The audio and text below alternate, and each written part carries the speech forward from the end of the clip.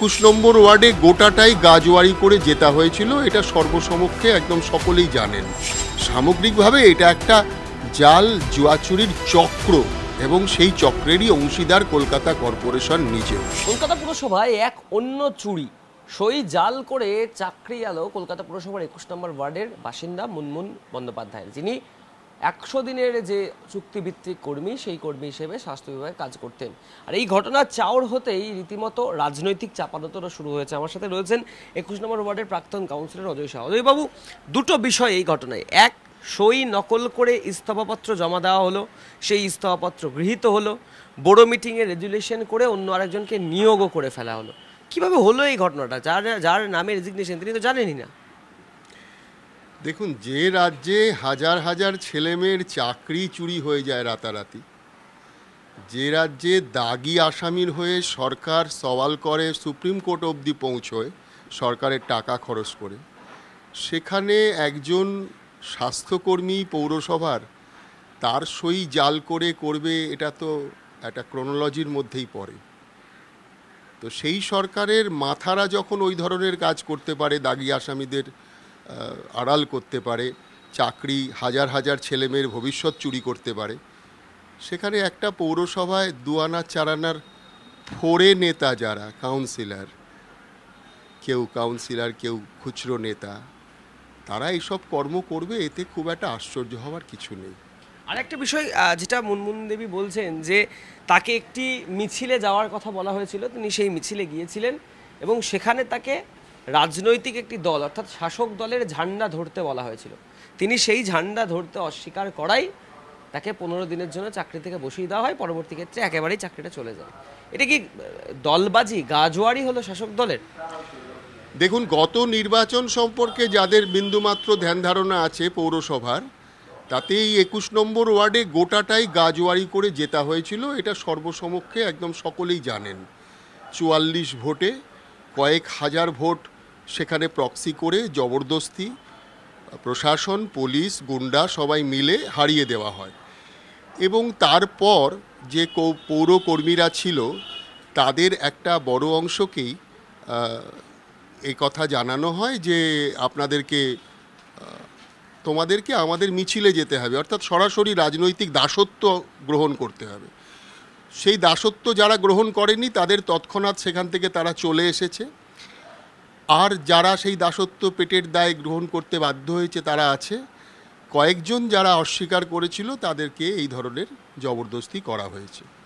এটা একটা স্বাভাবিক ঘটনা হিসেবে সারা কলকাতা শহরে বিভিন্ন জায়গায় হয়েছে, এখানেও হয়েছে। ডেপুটি মেয়র অতীন ঘোষ থেকে শুরু করে সেই সময় যিনি এমএমআইসি ছিলেন রামপিয়ারি রাম, এমনকি মেয়রের অফিস, মেয়রকে সরাসরি, এক্সিকিউটিভ হেলথ অফিসারকে সরাসরি চিঠি লিখেছিলেন তিনি, মুনমুন ব্যানার্জি। তারপরেও এখনও কোনো পদক্ষেপ নেওয়া হয়নি। ডেপুটি মেয়র বলছে আমি জানছি, জেনে বলবো। এখন বর্তমানে যিনি কাউন্সিলর রয়েছেন তিনিও বলছেন জানছি, জেনে বলবো, এবং আজকে তিনি সময় দেওয়ার পরেও ফোন পর্যন্ত রিসিভ করছেন না। গোটা বিষয়টা তাহলে কি পুরোটা একটা দুর্নীতির জাল, একটা দুর্নীতির চক্র এই ওয়ার্ডে ওয়ার্ডে? দুর্নীতির চক্র তো অবশ্যই। সেটা হচ্ছে যে একাধিক চিঠি মেয়রকে দেওয়া হয়েছে, সেক্রেটারিকে দেওয়া হয়েছে, সকলকেই দেওয়া হয়েছে, এবং সেই চিঠিগুলো দিয়েছে তারা যাদেরকে এই কাজ থেকে সরানো হয়েছে।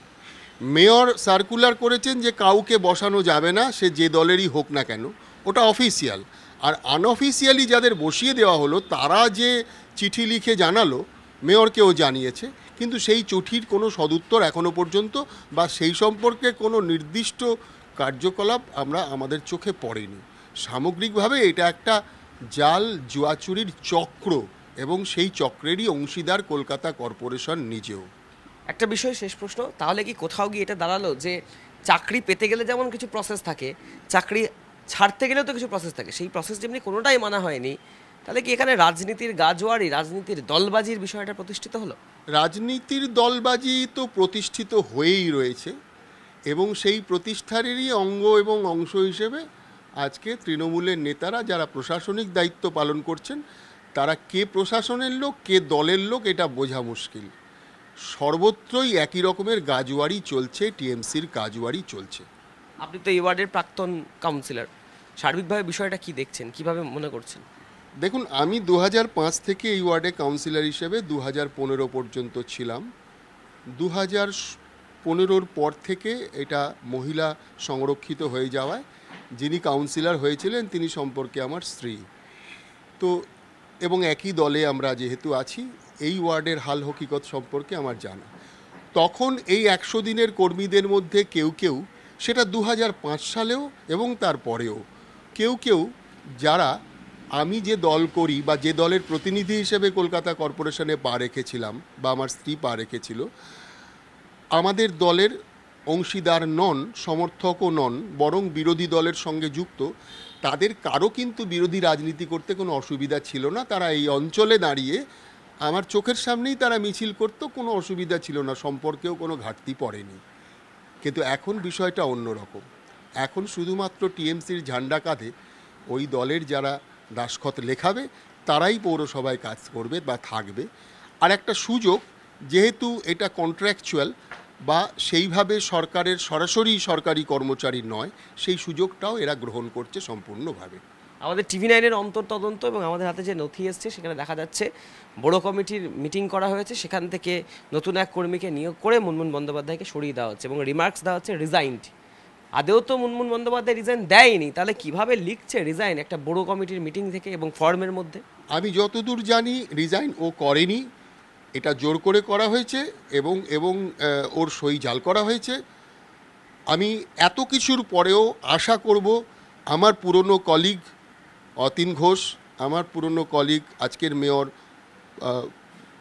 ববি হাকিম, তারা বিন্দুমাত্র চক্ষু লজ্জার জায়গা থেকে প্রশাসনিক স্বচ্ছতা রক্ষার ক্ষেত্রে এ বিষয়ে সদর্থক পদক্ষেপ নিন, স্টেপস নিন এবং এই বিষয়টা সম্পর্কে একটা দৃষ্টান্ত স্থাপন করুন যে কর্মীগুলো যাতে কাজ ফিরে পায়।